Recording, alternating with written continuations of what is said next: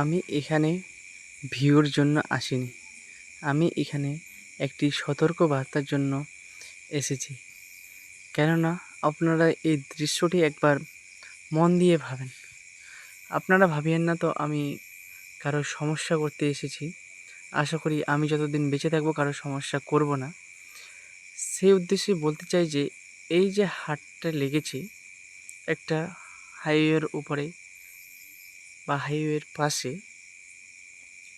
ফ্লাইওভারের নিচে, এই রাস্তা দিয়ে অবশ্যই সবাই চিনতে পাবেন কোথায় যাওয়া যায়।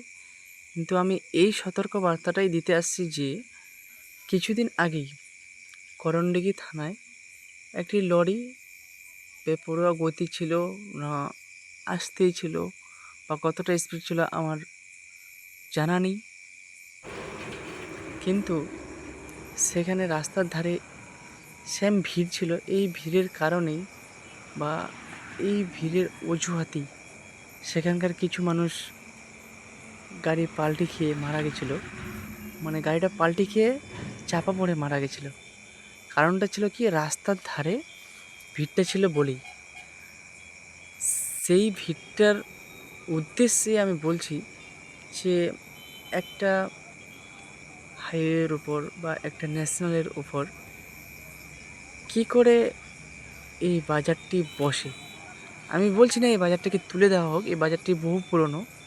আমি চাই না যে 2-4 জন মানুষের রোজগার না, এখানে বহু মানুষ সবজি বিক্রি করে তাদের জীবনযাপন বা সংসার পরিবার খুশিতে আনন্দে থাকে বা চলে। আমি চাই না তো এনাদের মানে ব্যবসা বন্ধ হয়ে যাক বা এখানে হাট না বসুক, এরকম কিছু না। ওনারা আসছে বলেই পাশের গ্রামের কিছু মানুষ, ওনারা কম দামে সবজি পাচ্ছে বা নিচ্ছে। এই জন্যই বলতে চাই যে এই হাটটা বসুক, কিন্তু আরও তো জায়গা আছে পাশে, সেখানে বসুক। আমি চাই না এদের সমস্যা হোক।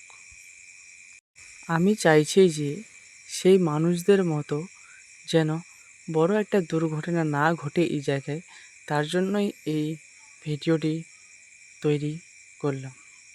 আরেকটা জিনিস মনে রাখবেন, এই ভিডিওটি তৈরি করার ফলে অনেক মানুষ খারাপ বলবে অবশ্যই, কিন্তু আমাকে খারাপ বললেও আমি সেই জিনিসটা তোয়াক্কা করি না। একটা ভালো কাজ করতে গিয়ে যদি কোনো মানুষ খারাপ ভাবে বা খারাপ দৃষ্টিতে দেখে, আমি সেটাকে পরোয়া করি না। আরও একটা জিনিস বলতে চাই যে প্রশাসনেরও দৃষ্টি আকর্ষণ করছি যে এই জিনিসটার উপর একটু বা এই হাটটার উপর একটু ধ্যান দিয়ে, মানে যেমন ভালো হয়, যেন মানে সেই দুর্ঘটনা যেন না ঘটে। যেমন কিছুদিন আগে আমাদের ইটাহার থানার পাগলি মোড়ে এই সেম দুর্ঘটনা ঘটেছিল। এক ট্রাক ড্রাইভার হাট থেকে বাজার করে ফিরছিল বাড়িতে, একটি গাড়ির ধাক্কায় তিনিও মারা গেছিলেন। কিন্তু ভাগ্যের কথা তো বলা যাবে না, কিন্তু যদি আমরা সতর্ক হই তাহলে তো নিশ্চিত কোনো উপায় বার হবে। আরও একটা দৃশ্য আপনারা দেখেন এই জায়গাটাতে, এই যে একটা গাড়ি যে মানে যাবে এদিক দিয়ে, এত স্লো মোশন বা দাঁড়িয়ে দাঁড়িয়ে যেতে হচ্ছে।